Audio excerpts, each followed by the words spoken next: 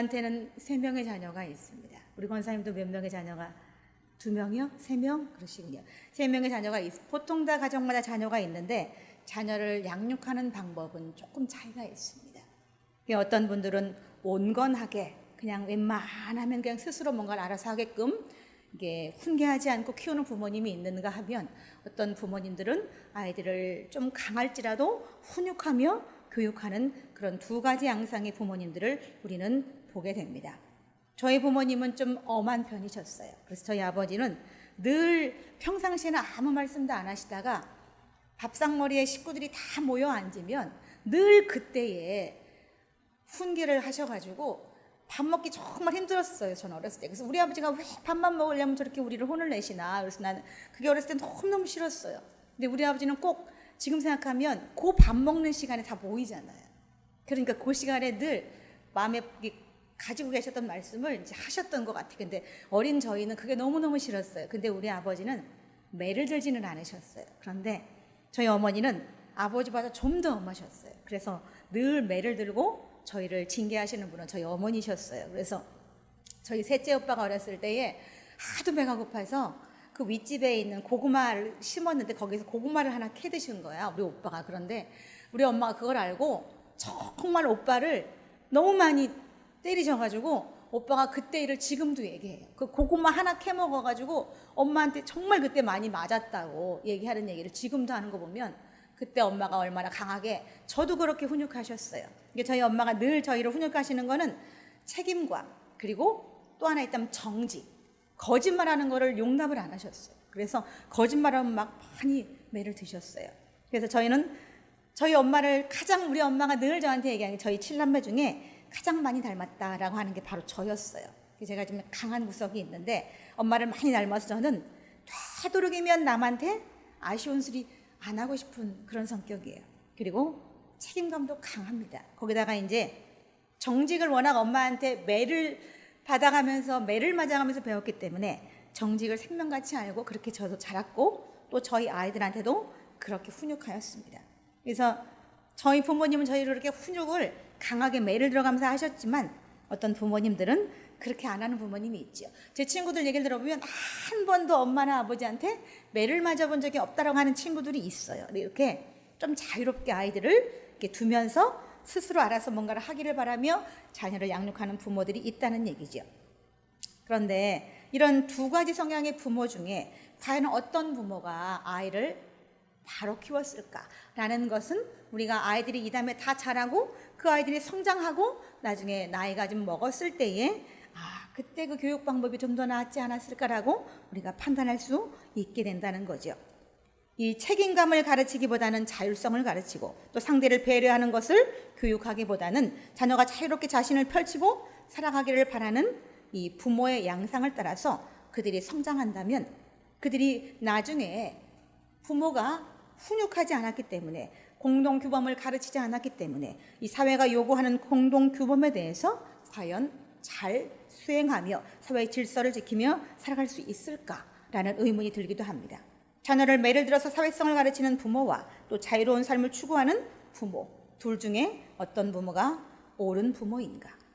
이 생각의 차이는 조금씩 있을 수 있습니다. 이 초등생에게 몇 년 전에, 한참 전인데 설문조사를 했대요. 만약에 이웃에서 무엇인가 음식을 가져오면 무엇라고 답을 해야 됩니까? 라는 설문조사를 한 거예요. 근데 그 중에 이제 여러 가지 얘기가 나왔는데 그 중에 하나 정말 상상 못할 답이 나왔는데 그것은 무엇이냐면 뭐 이런 걸다 라고, 옆집에서 음식을 가져오면 뭐 이런 걸다 라고 답한다고 이 설문조사에 썼던 아이가 있었다는 거예요.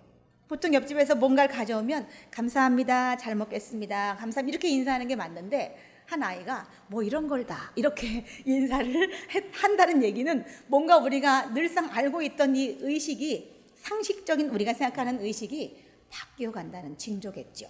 그리고 감사해야 될 곳에 감사하지 못하는 어떤 비본질적인 것에 우리 아이들이 좀 더 치중하고 있는 것이 아닌가라는 생각을 하게 돼요. 그래서 우리의 교육 현실은 지금 현재 이런 상태라는 거죠. 진짜 어떤 말이 필요한 곳에 그 말이 들어가지가 않고 정말 우리에게 요구하는, 사회에서 요구하는, 성경이 요구하는 것들이 있는데 거기서 멀리 벗어난 상태로 우리가 지금 살아가고 있는 것은 아닌가라는 우리는 생각을 하게 됩니다. 이 사회는 정직과 또 책임을 요구합니다. 또 효와 우더러운 공경을 요구합니다. 또 남을 배려하고 섬기는 걸 요구합니다. 또 우리에게 하나님은 감사하는 것을 가르치십니다. 근데 이런 것을 가르치는 곳이 요즘 많지 않다는 거예요. 학교에서도 아이들에게 감사와 섬김, 배려 이런 것 잘 가르치지 않습니다. 다만 공부를 열심히 해서 점수를 얼마 낼 것인가, 어느 학교를 가는 것이 현명한 건가, 어느 과를 가는 것이 현명한가, 아이들 관계에서도 어떻게 해야지만 이길 수 있는가, 이런 것을 가르치는 사회가 됐다는 거죠. 세상은 틀리다, 또 잘못이다, 이런 것을 요즘은 다르다라고 변형해서 정의하고 또 가르치고 있습니다. 과연 그럴까요? 성경은 다르다라는 말을 쓰지 않으십니다. 성경은 틀리다, 잘못되었다, 옳다라는 말씀을 하십니다. 여러분은 어떻게 생각하시는지 모르겠어요. 하지만 제가 본 성경은 다르다라는 말을 하지 않으신다는 거죠.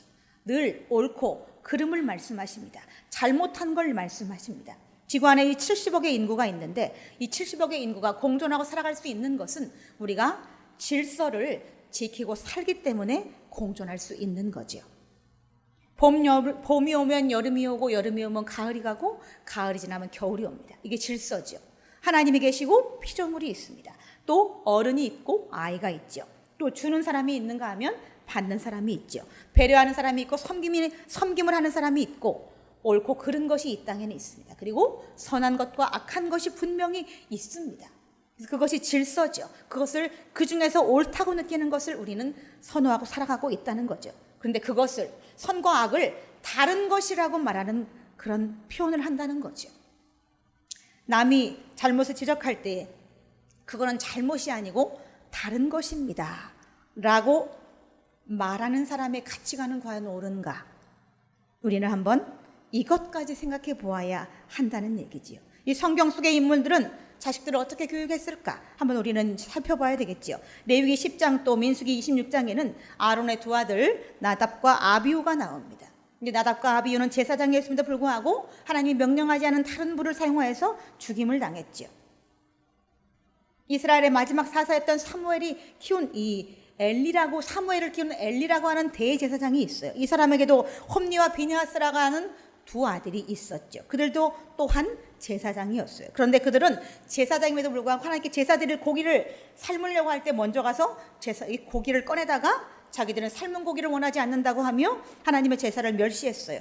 또 성전에서 수종드는 여인들을 동침하면서 하나님을 멸시하는 행동들을 했다는 거죠. 그래서 그들도 죽음을 당했습니다. 이것은 다른 것이 아니고 분명히 잘못한 것입니다.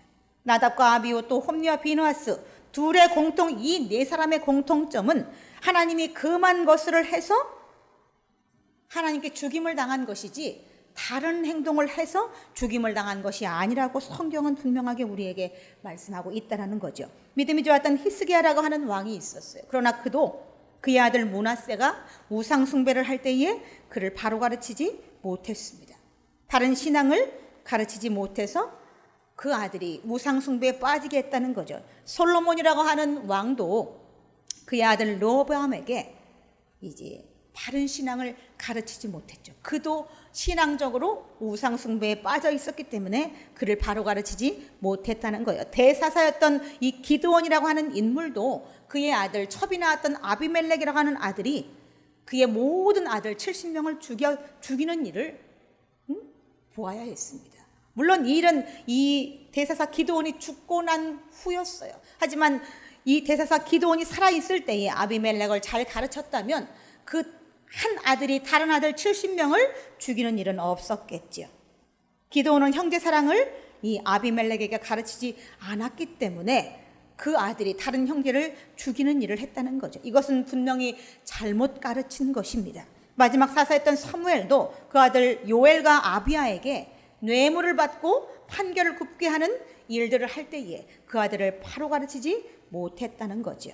위에서 언급했던 이 아론이나 엘리, 사무엘, 솔로몬, 히스기야, 기드온 모두가 다 하나같이 성경에서 하나님의 크신 역사를 이루어낸 인물들인 것은 분명합니다. 그런데 그들이 하나같이 공통된 그들의 점은 자식을 성경의 말씀대로 바로 가르치지는 못했다는 거죠. 자식 농사에는 실패한 인물들이 바로 그들이었습니다. 왜 실패했냐면 하나같이 그들이 하나님의 일을 하기에 바빴을 수도 있지만 그들은 그 자녀들에게 단매를 들지 않았다는 거죠. 오늘 성경은 우리에게 이 자식을 근실히 징계하라고 말씀하고 있습니다. 징계하라는 말은 말로만 하라는 얘기는 아니죠. 자식에게 교육이 필요할 때는 말과 매를 동시에 들라는 얘기죠. 자식이 잘못된 길로 가면 매를 들어서라도 바른 길로 가게 해야 되는 것이 부모의 도리라는 거죠. 사무엘상 2장 29절에 보면 하나님께서 엘리라고 하는 대제사장에게 너는 내 아들을 이렇게 교육했다라고 말씀하시는데 너는 이렇게 말씀하셨어요. 내 재물을 밟으며 내 아들 홈리와 비느하스가 내 재물을 밟으며 내 아들들을 더 중하게 여기지 아니하였느냐라고 엘리에게 하나님께서 말씀하셨습니다. 그리고 두 아들을 죽임을 당했죠. 이들은 하나님 앞에 잘못했을 때에 엘리는 그 아들을 그리하지 말라라고 말했을 뿐 그 아들을 강하게 매로 쳐가면서 바로 가르치지 않았다는 겁니다. 대제사장 아론은 아들들이 하나님이 주신 직분에 정성을 다하지 않았어도 단매를 들어서 훈육하지 않았습니다. 사무엘도 요엘과 아비야를 뇌물을 받을 때 그렇게 재판하면 안 된다라고 가르치지 않았다는 겁니다. 솔로몬은 천첩이 들여온 우상에 빠져서 자기 아들을 악한 길에서 건져낼 수 없었어요. 믿음이 좋았던 히스기야도 그 믿음의 유산을 아들에게 넘겨주지 못했습니다. 기드온도 그랬지요.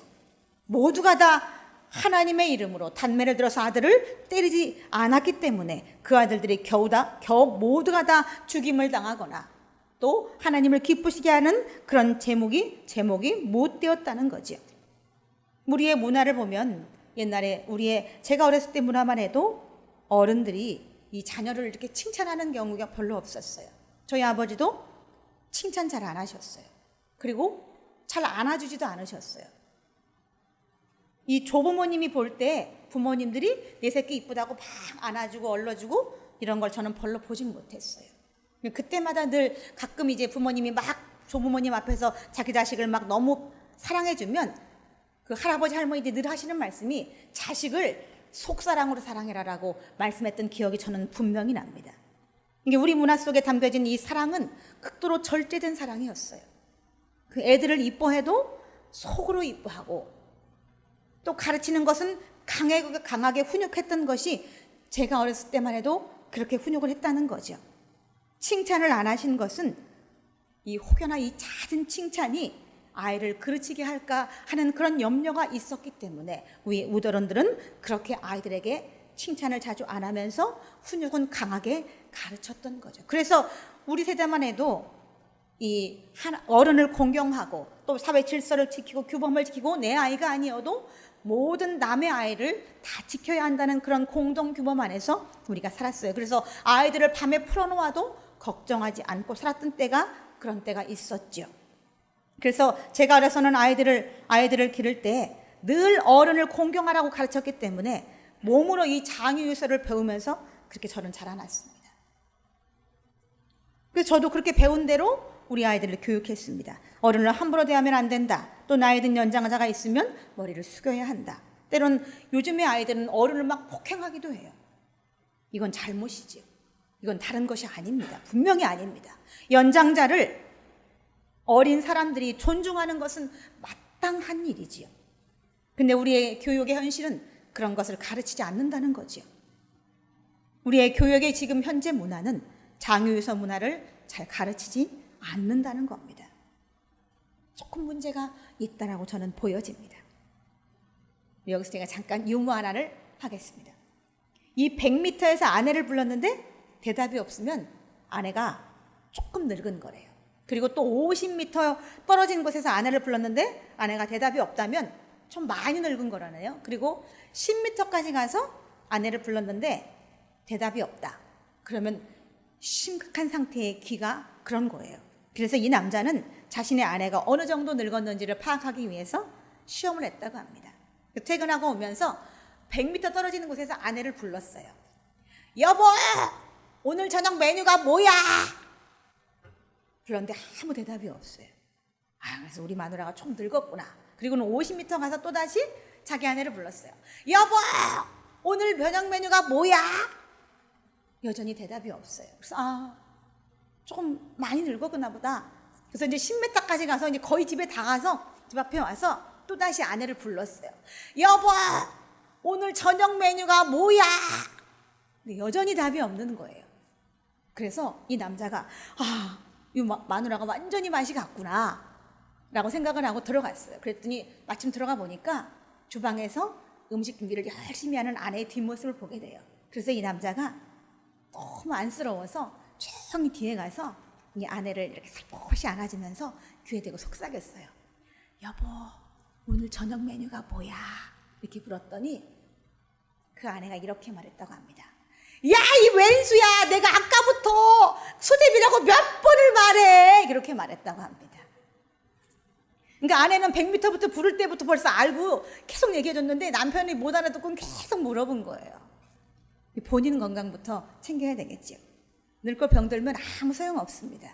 건강을 위해서 우리 늘 기도해야 될 것 같아요. 우리나라 사자성어에 주마가편이라는 말이 있어요. 이 주마가편이라는 말은 잘 달리는 말에게 채찍을 가해서 더 잘 달리게 한다라는 그런 뜻을 가지고 있어요.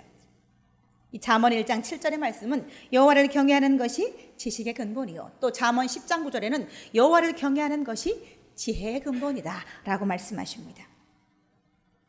지식의 근본이요 지혜의 근본이라고 말씀하시는 여호와를 경외하는 것, 아론, 엘리, 사무엘, 또 솔로몬, 히스기야, 기드온, 이 위인들조차도 여호와를 경외함의 근본을 소홀히 했습니다. 자식 교육에 한해서만은 그들은 엄청난 이 신앙의 유산들을 수많은 사람에게 성경에 남겨놓았지만 정작 자기 자식들에게는 남겨주지 못했다는 거죠. 여호와를 경외하는 것이 지식의 근본이라고 하는데 여호와를 경외하는 것이 무엇인가? 여호와를 경외하는 것이 왜 지식의 근본이고 지혜의 근본인가? 또 자식 교육과 어떤 관계가 있는가라는 걸 우리는 우리는 생각해 보아야 합니다. 이 수박이 상품으로 가치가 있으려면 속까지 빨갛게 익어야 가치가 있어요. 크기만 커다란데 속이 설었다 그러면 가치가 없어요. 그러면 도매시장에서 소매시장으로 옮겨질 수 없었겠죠. 여호와를 경외한다는 것은 그 속이 하나님의 말씀으로 가득 채워진다는 것입니다. 하나님은 바른 교육자이십니다. 하나님은 이 성경을 통해서 우리를 교육하시는 우리의 교육자이십니다. 성경은 이 겸손과 절제를 가르치시고 또 양보를 가르치시고 부모 공경을 가르치시고 이웃 사랑을 가르치고 형제 사랑을 가르친다는 거죠. 이 성경은 참 인간이 되게 하는 교육 지침서입니다. 그런 교육의 모든 지침들이 이 성경 안에 다 들어있어요. 근데 우리는 이 성경대로 우리의 자녀들을 가르치지 않고 있다는 거죠.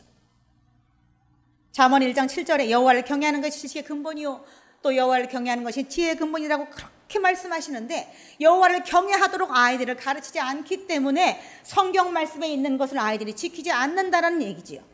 믿음의 주에 온전하게 하시는 예수를 바라보라 하는 말씀도 우리에게는 그냥 울리는 꽹과리 같이 들립니다. 오늘 저는 두 가지 이 양상의 교육법을 여러분에게 말씀을 드렸어요. 온건한 형식으로 아이들을 그냥 놔두고 키우는 부모가 있는가 하면 어떤 부모는 강하게 아이들을 훈육하며 키우는 부모가 있다. 이 두 가지의 부모의 양상 중에 어떤 부모가 과연 아이들을 잘 기르는가? 중요한 것은 매를 들든 또 포용을 키우든 이런 표면적인 것이 중요하다는 얘기는 아닙니다. 각자 아이를 키우는 자기 소신이 있을 것입니다. 그러나 그 소신을 저는 성경에 적용하여 성경에 두고 양육해야 한다는 얘기를 지금 여러분에게 말씀을 드리고 있는 거예요. 초대 골프 여왕이라고 했던 박세리라고 하는 인물이 있었죠. 이 박세리는 그 아버지 박줄천이라고 하는 아버지가 이 박세리를 이제 코치하며 교육을 시켰는데 초기에 이 박세리를 교육하던 그 방식이 아주 유명한 이수화가 됐던 적이 있었어요. 우리나라에 골프를 잘 치는 사람이 없었는데 박세리가 처음으로 골프를 치면서 전 세계를 제패하며 골프 여왕이라는 말을 얻었는데 그 딸을 교육하던 그 박준철 씨는 이 딸을 교육할 때에 산속에서 아이 박세리한테 골프를 가르친 후에 자가용 타고 아버지가 혼자 내려오고 깊은 밤에 박세리를 그 무덤가에서 혼자 걸어 내려오게 하는 그런 무서운 훈육법을 썼다고 그래요. 그래서 어릴 때 박세리는 이것이 너무너무 무서웠었대요. 그런데 그런 훈육법을 좀 강한 훈육법을 해서 사람들이 이 박준철 씨를 보고 혹시 미쳤던 게 아닌가. 어떻게 딸을, 남자도 아니고 딸을 산속에 무덤 옆에 두고 자기만 차를 타고 내려오고 딸이 거기를 밤길을 걸어오게 하는 그런 훈련을 시킬 수가 있었을까. 정말 미친 교육법이 아닌가라고 우리는 말한 적도 있었어요. 근데 그 딸이 그렇게 모질고 독한 훈육을 받은 그 딸이 골프 여왕이라는 그런 타이틀을 얻었다는 거죠. 우리 믿음의 사람들도 그런 방법이 가끔은 필요하지 않은가 저는 생각합니다. 자녀를 하나님을 경외하는 아이로 키우기 위해서는 때로는 혹독하게 또 때로는 좀 잔인하게 아이들에게 가르칠 필요가 있다고 저는 생각이 듭니다. 자유와 방종이라는 말이 있어요. 이 자유와 방종은 비슷한 것 같지만 다릅니다. 이 자유에는 책임이 들어갑니다. 그러나 방종에는 책임이 들어가지 않는다는 거예요.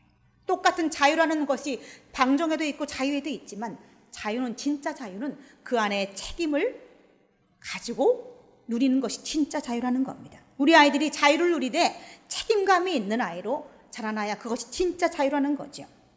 자유로운 사고를 하고 창의력은 또 창의력을 가지고 아이가 성장할 때도 책임은 반드시 그 안에 들어가야 된다는 거죠. 인간이 인간된 삶을 살고 인간이 하나님을 경외하는 삶을 살기에 이 책임과 정직은 반드시 필요합니다. 또한 믿음은 반드시 필요합니다. 신명기 6장 7절은 자녀에게 말씀을 부지런히 가르치라고 말씀하십니다. 또 잠언 29장 17절에는 내 자식을 징계하라고 말씀하십니다. 오는 잠언 13장 24절에도 자식을 근실히 징계하라고 말씀하십니다. 또 잠언 22장 6절에는 마땅히 행할 길을 아이에게 가르치라고 말씀하십니다. 그리고 잠언 23장 13절로 14절에는 아이를 훈계하지 아니하려 하지 말라. 채찍으로 때릴지라도 그가 죽지 아니하리라. 내가 그를 채찍으로 때리면 그의 영혼을 수월에서 구원하리라 라고 말씀하십니다. 아이를 때리라고 말씀하십니다. 때려야 지옥에 빠지는 아이를 구원할 수 있다라고 성경은 강하게 말씀하시는 거죠. 인간은 악한 마음이 있기 때문에 그 악한 행실을 할 때에 그 악한 길을 바로 돌이키기 위해서 매를 들어서라도 그 아이를 바로 가르쳐야 한다라고 성경은 우리에게 말씀하고 있다라는 거죠. 자녀에게 매가 필요할 때에 매를 들지 않으면 자식이 지옥에 빠질 수도 있다는 사실을 우리는 기억해야 할 것입니다. 내 자식이 이쁘다고 이 100년도 안 되는 인생 속에서 내 자식을 지옥에 빠지게 할 수는 없다는 거죠. 우리가 살아가는 이 현생이 끝나면 우리는 내세의 세상에 살아갑니다. 그 내세는 하나님이 계신 곳이고 또한 지옥이 있는데 우리 아이들이 지옥에 빠지기를 원한다면 매를 들지 않고 아이가 하는 행실을 그대로 두고 놔둘 수도 있겠지만 우리 아이들이 이 100년도 안 되는 이 인생이 끝나면 하나님 계신 그곳에서 하나님의 복락을 누리고 살기를 원한다면 아이에게 단매를 들어서 아이가 지옥에 빠지지 않도록 하는 것이 부모된 마땅한 도리라고 저는 생각이 듭니다. 온건함으로 소홀에 빠지게 하시겠습니까? 자식을 그냥 놔둬서 자식이 지옥에 빠지게 하시겠습니까? 아니면 매를 들어서 자식을 구원하시겠습니까? 출애굽이라는 자유를 주셨지만 애굽에서 출애굽하고 이스라엘 땅에 들어간 그 이스라엘 민족에게 늘 하나님께서는 이스라엘 땅에서 떠나서 이 종으로 살았던 이 애굽의 생활을 기억하게 하셨어요. 그래서 유월절 제사가 드려졌죠. 늘 고난을 기억하라고 그들에게 가르쳤던 것은 그 고난이 그들을 철들게 했고 그것이 바른 신앙을 갖게 하게 하는 말씀이었기 때문에 유월절의 행사를 하면서 늘 애굽에서의 고난을 기억하도록 했던 것입니다. 성경은 우리에게 단매를 들으라고 말씀하십니다. 아이들을 성경을 통해서 말씀을 가르쳐도 아이들이 듣지 않을 때는 말씀의 도를 깨닫게 하기 위해서 매를 들라고 성경은 말씀하십니다. 삶이 진짜 중요한 것이 무엇인지 부모님들은 알아야 합니다. 왜냐하면 소경이 다른 사람을 인도할 수 없기 때문입니다. 부모가 눈멀어서 아이들을 눈먼 상태에서 어떻게 자식을 인도할 수가 있겠어요? 이 진짜 중요한 것은 부모가 알아야 돼요. 부모가 성경의 말씀을 알아야 하고 하나님을 알아야 하고 하나님께서 자녀 교육을 어떻게 하라는 얘기를 부모가 알아야지만 눈 감은 자식이 있어도 눈 뜬 부모가 그 자식의 손을 잡고 옳은 길로 인도할 수 있다는 거죠. 인터넷 기독교 백화점에 지능닷컴에서 성경으로 아이 키우기라는 책이 나와 있습니다.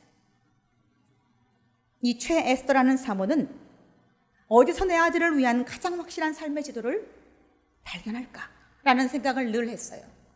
ADHD를 이제 앓고 있는 아들을 보면서 저 아들을 어떻게 훈육해야 바로 가르칠 수 있을까라는 생각을 하게 되었고, 그는 그 기도 끝에 성경의 인물들을 들려주면서 아이를 가르쳐야 되겠다라고 생각을 했어요. 그래서 성경으로 아들 키우기라는 책을 써냈다는 거죠. 또 성경 먹이는 엄마라는 제목의 책도 그는 펴냈는데, 이 성경 먹이는 엄마라는 책에는 매의 중요성을 이 최에스더 사모가 말하고 있다는 거죠. 이 성경 먹이는 엄마라는 이 책의 본문을 제가 잠깐 읽어드릴게요. 매를 들고 하나님께 기도하길 바란다. 자신이 이 매에 의지하지 않고 하나님을 의지하며 이 매를 들어야 하는 순간 아이의 눈물에 속지 말고 그 눈물 뒤에 숨은 죄를 정확히 집어내게 해달라고 기도하라. 눈물에 휩싸인 채 매를 들어서 아이가 자기 잘못을 깨닫기도 전에 부모가 실수하고 있다는 것을 느끼게 되는 일이 없도록 당신의 마음을 지켜달라고 기도하라. 그러고 나서 하나님과 함께 매를 들라. 그 매는 당신의 아이를 영생으로 인도할 것이다. 나는 미련하고 연약한 존재이기 때문에 하나님의 관점을 끊임없이 내 안에 새기지 않으면 이내 아이를 가지고 욕심을 부리고 내 뜻대로 아이를 이리저리 끌고 가는 죄인이 되지 않게 하기 위해서 기도하라고 이 최에스더 사모는 이 성경 먹이는 엄마라는 책에서 강조하고 있습니다.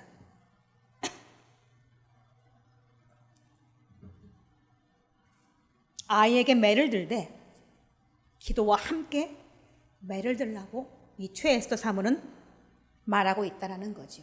매를 드는 근거가 성경에 있다는 얘기를 하고 있습니다. 아이들을 단매로 가르치는 것도 맞지만 그 전에 우리 부모들이 알아야 할 것들이 있어요. 창세기 27장에 보면 이삭이라고 하는 인물이 나오죠. 이삭이 두 아들이 있었어요. 에서와 야곱이 있었죠. 어느 날 이삭은 자기가 죽을 날이 얼마 남지 않았다는 것을 알고 큰아들 에서에게 별미를 만들어 와라. 그럼 내가 네 장대된 직분 위에 기름 부어 너를 축복할 것이라는 말을 했죠. 그리고 그 얘기를 들은 이 이삭의 부인이었던 리브가는 자기가 사랑했던 둘째 아들에게 그 남편이 한 얘기를 넌지시 알려주고 그 장자의 축복을 둘째 아들이 야곱이 빼앗도록 만들었어요. 그 결과 두 형제는 원수가 되었어요. 이 아버지 이삭은 에서를 사랑했기 때문에 에서에게만 축복을 얘기했기 때문에 그 축복을 둘째 아들을 사랑했던 이 리브가는 뺏어올 수밖에 없었다는 거죠. 그 두 부부가 한 이 행동을 통해서 이 이삭과 리브가가 한 이 행동을 통해서 두 아들은 원수가 됐어요. 작은 아들은 타향에서 20년을 살아야 했어요. 형 에서는 20년 동안 자기 동생을 죽이려고 칼을 갈고 살아야 했어요. 우리가 자녀를 하나님의 교훈으로 매를 들지만 매를 들기 전에 이런 사실을 잊지 말아야 한다는 거죠. 이 사랑하는 방법에 따라서 부모가 두 아들을 원수가 되게 할 수도 있다는 얘기죠. 그러나 그 반대로 창세기 22장에는 아브라함이 모리아 산으로 그 아들 이삭을 데리고 제사를 지내러 가는 장면이 나옵니다. 우린 여기서 우리가 늘 간과하는 장면이 있어요. 아브라함이 자기 아들을 이삭을 데리고 3일 길을 걸어서 모리아 산에 가서 제단을 쌓고 그 위에 올려놓은 제물은 바로 이삭이었어요. 당시 이 나이를 추정하건대 아브라함은 100세의 이 아들을 얻었어요. 그래서 아마도 이 이삭이 10대 후반의 나이가라고 추정을 하면 100세에 얻었다면 17살이면 이 아브라함의 나이가 117세였겠죠. 그리고 이삭의 나이는 17세였어요. 그럼 117세 먹은 노인이 17세 먹은 아들을 묶을 때 이 17살 먹은 아이가 묶을 때 반항하여 제압할 수 있지 않을까요? 그런데 이삭은 그렇게 하지 않았어요. 117세 먹은 아버지가 단을 쌓아놓고 그 위에 자기 자신을 묶을 때 이삭은 그걸 받아들였어요. 왜 받아들였을까? 우리는 이것을 기억해야 됩니다. 도대체 어떤 교육을 했길래 이 아버지가 자신을 단 위에 묶고 불사르기 위해서 지금 하는 행동을 하는 걸 보면서도 이삭은 그것을 받아들일 수 있었을까? 이삭은 아버지 아브라함의 신앙을 보고 자랐어요. 아버지 아브라함이 하나님 앞에 신실한 믿음으로 살아가는 것을 늘 눈으로 보고 자랐어요. 그리고 그 아버지가 자신도 세상에 없는 지극한 사랑으로 자신을 키웠다는 것을 이삭은 알았어요.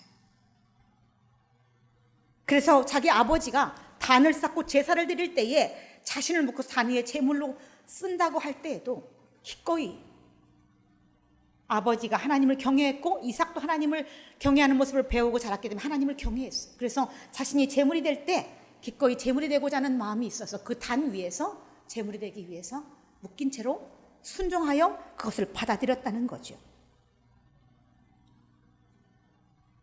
얼마나 기가 막혔겠어요. 사실은 갑자기 제물이 되었다고 생각을 해보세요. 기가 막힌 일 아닙니까? 그런데 이 이삭은 그 순간에 자기를 차원해서 하나님께 드리는 순종을 보였다는 거죠. 이날 아브라함이 이삭을 다니에 묶어놓고 칼로 치려고 할 때 그 아이에게 손을 대지 말라 하고 옆에 걸려있는 순양을 대신해서 제물을 드리고 이삭을 살려주셨을 때에 하나님께서는 그날 그 순간에 아브라함의 믿음만 보신 것이 아닙니다. 더 나은 믿음을 가진 이삭의 믿음을 그날 보셨다는 겁니다. 어찌 뿌리치고 도망갈 수 없었겠냐는 거죠. 아버지 왜 그러시냐고 말할 수 있었다는 겁니다. 반항하고 대들 수 있었다는 얘기죠. 근데 이삭은 그렇게 하지 않았다는 거죠. 하나님께 영광이 되었고 또 자기 아버지 아브라함에게는 터없는 효자로 아버지의 말을 끝까지 순종하는 효로 두 아들 다 하나님께 영광을 돌렸고 결국 하나님은 두 사람을 다 살려주셨어요. 아들을 쳤다면 그 아버지의 마음이 지옥이었을 텐데 또 죽은 아들도 죽었기 때문에 희생양이 되었을 텐데 하나님은 두 사람의 믿음을 보시고 두 사람 다 살려주셨어요. 아브라함도 살려줬고 이삭도 살려주셨어요. 우리는 이런 교육을 자녀에게 해야 된다는 거죠. 아브라함이 산 교육을 했기 때문에 그 아들 이삭도 그 모든 엄청난 일 앞에도 교육받은 대로 하나님을 경외하고 순종했다라는 얘기지요. 우리가 자녀를 어떻게 교육하냐에 따라서 우리 자녀들이 달라질 수 있습니다. 내 자식이 도둑놈이 되었다면 결국 부모가 도둑을 만든 거라는 사실을 잊으면 안 됩니다. 내 자식이 위대한 인물이 되었다면 그 부모가 그 위대한 인물이 되기까지 그 아들을 뒷받침했기 때문에 그 부모가 위대한 인물이 된 거죠. 부모가 위대한, 실제로는 부모가 위대한 인물인 거죠. 성 어거스틴이라는 사람이 있지만 사실 그보다 그를 위해서 기도했던 모니카라고 하는 그의 어머니가 위대한 사람인 거죠. 헬렌 켈러라고 하는 이 여사가 있었어요. 하지만 그에게는 설리반이라고 하는 위대한 선생님이 있었어요. 그래서 그가 큰 인물이 되었다는 거죠. 교육은 이렇게 우리에게 중요합니다. 요즘 세상에 악하고 험한 일들이 많습니다. 부모가 자식을 막 때려 죽여요. 사람이 사람을 때려 죽이는 일이 빈번하게 일어나고 있습니다. 근데 제가 오늘 매를 들어야 한다는 이 말에 자식을 때려 죽이는 부모를 연상한다면 오늘 말씀을 깨닫지 못한 것입니다. 이 매는 성경을 바탕으로 한 진정한 사랑이 전제된 그런 매를 제가 말씀을 드리고 있는 거예요. 자식을 바른 길로 인도할 그런 성경에 근거한 매를 말씀하고 있다는 거죠. 하나님도 하나님의 자녀가 잘못된 길을 갈 때는 무섭도록 훈육하셨습니다. 소울에 빠지지 않게 하기 위해서 때로는 무섭게 때리기도 하고 그보다 더한 벌을 내리는 적도 수도 없이 많이 있었어요. 자식이 선명한 이 선택한 삶의 방식 끝에 사망이 있고 저주가 있고 지옥이 있다면 마땅히 그 길을 되돌려야 하는 것이 우리의 마땅한 본분이라는 거죠. 댐에 작은 구멍이 났습니다. 그 구멍을 그냥 두면 댐이 무너져요. 그냥 두시겠습니까? 부모의 훈육을 받지 않고 자란 자녀의 미래는 남의 것을 내 것을 구분하지 못합니다. 인내할 줄도 몰라요.